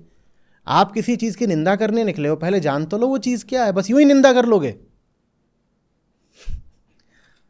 निंदा करना बड़ी जिम्मेदारी का काम होता है। चाहे निंदा बोलो, चाहे आलोचना बोलो, जैसे भी, बहुत जिम्मेदारी काम होता है। जान तो लो, जानने के बाद जो मन में आए बोल लेना उसको, ठीक है। तो उल्टा चल रहा है। आज जब एक दक्षिण भारतीय देखता है उत्तर भारत की ओर तो पाता है कि अंधविश्वास उत्तर भारतीय समाज में जितना था पिछले कुछ सालों में और 5 गुना होके फूटा है। वो अतार्किकता, अंधभक्ति जितनी पहले थी उत्तर भारत में, वो पाते हैं आज और ज़्यादा फूटी है। तो वो जो दक्षिण भारतीय हैं, चाहे वो कन्नड़ हो, तमिल हो, तेलुगु हो या मलयाली हो, वो सिहर जाते हैं। वो कहते हैं ये सब हमारे यहाँ ना आ जाए कहीं। ऐसा नहीं कि वहाँ है, नहीं है, ठीक है, वहाँ भी खूब है। पर जब वो उत्तर भारत की ओर देखते हैं तो वो कहते हैं अरे बाप रे बाप, कितना ज़बरदस्त अंधविश्वास अब यहाँ पे खड़ा हो रहा है। ये अंधविश्वास हमारी तरफ नहीं आना चाहिए। और सिर्फ अब यहाँ पे बातें ये चल रही हैं, ना जानो ना समझो, बस चुपचाप विश्वास करो, फलानी चीज़ें विश्वास करो, आंख बंद कर लो, ये करो वो करो, ऐसे भजो, ये चल रहा है। तो कहते हैं हमारे यहाँ नहीं आना चाहिए। तो इन्हीं बातों के कारण फिर वो ये वक्तव्य देते हैं कि सनातन धर्म जो है इधर ना आ जाए, क्योंकि सनातन धर्म पे उन्होंने आक्षेप क्या लगाए हैं कि ये बांटता है, जाति प्रथा को आगे बढ़ाता है और सामाजिक कुरीतियाँ लेके आता है। वो सोच रहे हैं कि इन सब का संबंध धर्म से है, इनका संबंध धर्म से नहीं है। धर्म तो इन सब चीज़ों की काट होता है। ठीक है, ये बात हमें समझनी पड़ेगी। हमारे भीतर जितनी भी गंदगी है, हमारे भीतर वो जो एक आदिम पशु बैठा हुआ है, उसकी काट है वास्तविक अध्यात्म। उसी को वास्तविक धर्म बोलते हैं। धर्म और अध्यात्म अगर अलग अलग हैं तो धर्म एकदम झूठा है। धर्म सच्चा तभी है जब धर्म और अध्यात्म एक हो, या आप कह सकते हैं अध्यात्म ही सच्चा धर्म है। ठीक है, तो हमारे भीतर जो गंदगी है और जो पशु बैठा है, अध्यात्म तो उसकी काट है, अध्यात्म तो उससे मुक्ति का नाम है। तो अध्यात्म पर हम क्यों उल्टे पुल्टे आरोप लगा रहे हैं? ये ऐसी सी बात है कि मैं सड़ा गला खाना खा के बीमार पड़ा हूँ और इल्ज़ाम दवाई पर लगा रहा हूँ, और अब कह रहा हूँ ये दवाई उठाकर फेंक दो, मैं उसके कारण बीमार पड़ा हूँ। और जिस कारण आप सचमुच बीमार पड़े हो उससे आपको बड़ा मोह है, बड़ा लगाव है। अब आपको क्या होगा? दवाई जो थी वो तो आपने फेंक दी, वो दवाई ही आपकी एकमात्र आशा थी, वो आपने फेंक दी। और आप उन चीज़ों को बिल्कुल इल्ज़ाम नहीं दे रहे जिनके कारण आप सचमुच बीमार हुए हो, उनको तो आप बिल्कुल और दिल से लगा रहे हो, कह रहे हो यही तो असली धर्म है, मैं यही सब और करूँगा। बेकार की बातें, गप, किस्से, कहानियाँ, धर्म के नाम पे कहानियाँ चला रखी हैं। कहानियाँ ऐसा हुआ, फिर वो हुआ, फिर इसने ये बोला इससे, फिर उसने ये बोला, फिर फलानी नदी पे ये आ गया, ऐसा हो गया वो हो गया, ये सब चला रखा है। ये धर्म होता है? ये धर्म है? और जो दवाई है उसको आप दूर करते हो। दवाई से आपको बड़ी उकताहट होती है। आपके सामने उपनिषद रख दिए जाएँ, आप कहेंगे अरे ये तो कैसी बात बोल दी, हमें नहीं समझ में आता। क्या नहीं समझ में आता? साधारण बात है, समझ में आता नहीं है, समझने की नीयत नहीं है। ये तर्क खूब चलता है, कहते हैं कि जो वास्तविक अध्यात्म है वो आम आदमी की समझ में नहीं आ सकता। खूब चलता है ये, समझ में आ नहीं सकता या नीयत नहीं दिखा रहे हो। उसमें तो ऐसा कुछ भी जटिल नहीं जो समझ में नहीं आ सकता, क्योंकि आप ही के जीवन की बात हो रही है। जब आध्यात्मिक जिज्ञासा की बात हम करते हैं तो उसमें हम ये तो पूछ नहीं रहे हैं कि एटम के अंदर क्या होता है और प्रोटॉन को आगे अभी और तोड़ सकते हैं कि नहीं, ये तो हम पूछ नहीं रहे। आध्यात्मिक जिज्ञासा का तो मतलब यही होता है, मैं कौन हूँ, मैं क्या चल रहा है, मैं संबंध कैसे बनाता हूँ, मुझे क्रोध कहाँ से आता है, मुझे वासना कहाँ से उठती है, मेरी कल्पनाएं सब कहाँ से आ रही हैं, मैं किसी चीज़ की कामना कर रहा हूँ तो क्यों कर रहा हूँ, उसके पीछे जा रहा हूँ, पहले क्या पाया था अब क्या पा रहा हूँ, ये सब प्रश्न पूछे जाते हैं। इसमें क्या जटिल है कि आप बोल देते हो अरे ये सब तो हमें समझ में नहीं आता। हमें ये समझ में नहीं आता तो हम क्या करेंगे? हम तो जी जा रहे हैं, हम तो किस्से कहानियों में मन लगाएंगे। ये बेईमानी है। ये ऐसा नहीं है कि ये अक्षमता है कि समझ नहीं आता। इसमें जो कमी है वो समझने के सामर्थ्य की नहीं है, इसमें कमी समझने की नीयत की है। हमारी नीयत खराब है, इसलिए हमें धर्म नहीं समझ में आता। क्या सनातन धर्म और अध्यात्म ये शब्द प्राय एकदम साथ, सनातन धर्म अध्यात्म ही है जी, और हिंदुइज्म, हिंदुत्व, इन सब का अध्यात्म से कोई लेना देना नहीं है। आप एक आम हिंदू को देखो, उसकी ज़िंदगी में या उसकी धार्मिक ज़िंदगी में अध्यात्म कितना होता है? जिसको आप धार्मिक जीवन बोलते हो, एक आम आदमी का धार्मिक जीवन देखो, उसमें अध्यात्म कहाँ है? बड़ी एक विचित्र सा प्रश्न है आचार्य जी। आपने जैसे पेरियार जी का जो जीवन बताया, कुछ कहानियाँ बताई, जिस तरह के आत्मावलोकन से वो गुजरे होंगे, जैसी जिज्ञासाएं उन्होंने करी, वो तो बड़ी आध्यात्मिक और सनातनी रही होंगी। हाँ बिल्कुल। अगर अब ये मेरी बात फिर से एक थोड़ी विवादास्पद हो जाएगी, पर रामास्वामी पेरियार तो वास्तव में अगर एकदम परिभाषा की बात करें तो सच्चे सनातनी थे। वो सच्चे सनातनी थे उसी अर्थ में जिस अर्थ में बोलता था कि भगत सिंह पक्के आस्तिक हैं। तो लोग कहते हैं उन्होंने तो किताब लिखी है वाई एम एन थीस्ट। मैं कहता हूँ उनसे बड़ा आस्तिक आपको मिलेगा नहीं। जो मुक्ति के लिए अपना प्राण देने को तैयार हो, उससे बड़ा सनातनी कौन हो सकता है? क्योंकि सनातन धर्म का मतलब ही यही है, मुक्ति से ऊपर कुछ नहीं। मुक्ति के लिए अगर प्राण भी देना पड़े तो दे दो, यही सनातन धर्म है। तो भगत सिंह से बड़ा आस्तिक कौन होगा? लोग कहते हैं नहीं नहीं, ये तो आप गड़बड़ कर रहे हैं। तो वैसे ही अगर भी मैं बोलूँगा कि पेरियार सच्चे सनातनी थे, और ये सब जो अपने आप को करोड़ों लोग हिंदू बोलते हैं, ये सनातनी नहीं है। असली सनातनी तो पेरियार है। तो लोगों को बड़ी दिक्कत हो जाएगी। यही बात मैं अम्बेडकर पर बोल दूं तो अभी देखिए कैसा विवाद उठेगा, जलजला उठेगा बिल्कुल। अब बोल दी लीजिए, क्या बताऊं कि अम्बेडकर सच्चे सनातनी है। कहेंगे अरे वो तो अंत समय में जाकर के बौद्ध भी हो गए थे, वो इतने हजारों लोगों को बौद्ध हो गए थे, आप बोल रहे हो सनातनी है। भाई सनातन का अर्थ समझोगे तो जानोगे ना। किसी भी चीज़ में मान्यता रख लेना, किसी भी चीज़ में आस्था रख लेना, ये सनातन धर्म नहीं होता। जो मिल गया उसी कहानी में विश्वास कर लिया, उसी कहानी के अनुसार जीवन जी रहे हैं, तमाम तरीके का कर्मकांड चला रखा है, ये नहीं सनातन धर्म होता। जिसमें जीवन को जो भी चीज़ें रोक के रखती हैं, तुम्हारी चेतना, तुम्हारी प्रतिभा को जो कुछ बांध कर रखता है, उसको काट डालने की प्रबल चाह हो, वो है सच्चा सनातनी। और ये परिभाषा कोई मैं नहीं दे रहा हूँ, ये परिभाषा उपनिषद देते हैं, ये परिभाषा स्वयं श्री कृष्ण देते हैं। यही सनातनी परिभाषा है सनातन धर्म की।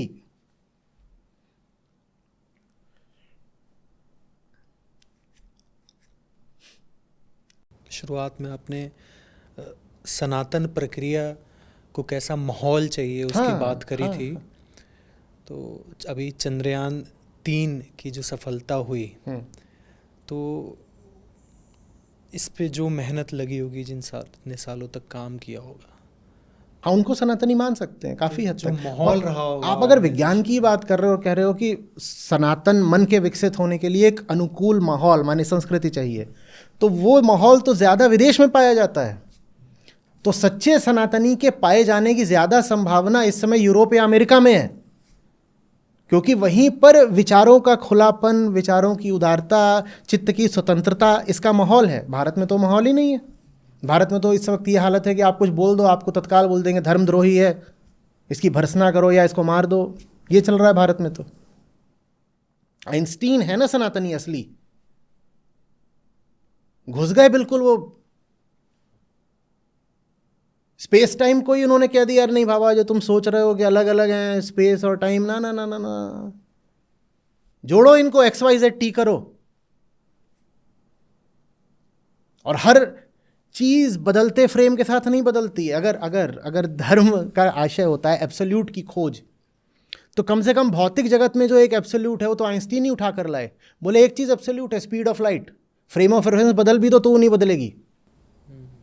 तो ये हुए ना सनातनी। अब है ना, यहूदी थे सनातनी बोल रहे, यहूदियों को सनातनी बोलता है। हाँ भाई कर लो, मेरी भी निंदा कर लो, करते ही रहते हो, और कर लो। तो कौन सनातनी है, कौन राष्ट्रवादी है, इसके ठप्पे हम एक दूसरे पे लगाना बंद करें। हाँ, एक दूसरे पर ठप्पा हम लगा भी इसीलिए रहे हैं ताकि दूसरे को हीन साबित करके अहंकार अपने आप को श्रेष्ठ घोषित कर सके।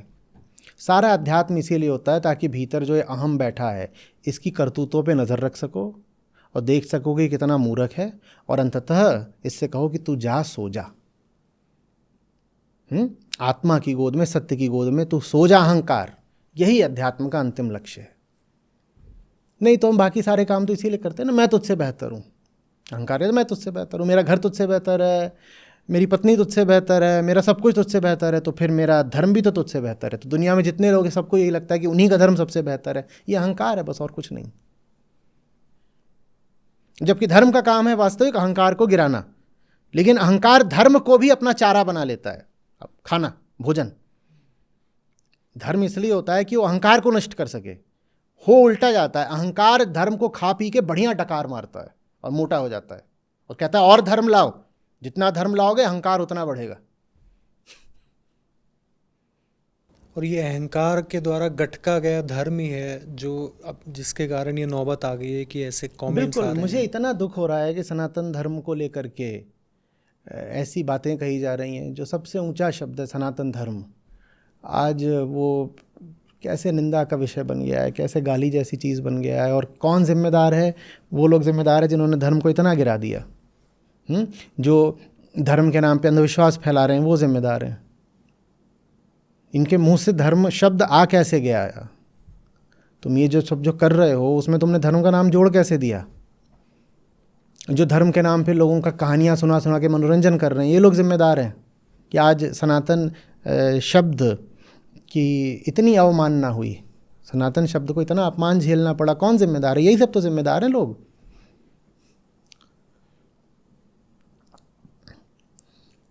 लोगों को श्री कृष्ण की गीता से नहीं मतलब है, श्री कृष्ण के रास से मतलब है। ये लोग हैं ना जो कृष्ण का, गीता का और वेदांत का अपमान करवा रहे हैं। ये गीता का नाम ही नहीं लेते, ये बार बार बस वही कि ये ऐसा हुआ, फिर वैसा हुआ, फिर फलानी गोपी, फिर ये और वो। और नाम लो तो उससे ये हो जाएगा, वो होगा। अरे तुम ही तो हो जो फिर अब सनातन का अपमान करवा रहे हो, और दुनिया हंस रही है सनातन पे कि देखो सनातन का मतलब है इस तरह की बस कपोल कल्पनाएं, किस्सेबाजी, जिसके जिसके नीचे दर्शन कुछ नहीं, जिसके नीचे समझ, अंडरस्टैंडिंग कुछ भी नहीं। लोग हंस रहे हैं चारों तरफ से। और चलिए।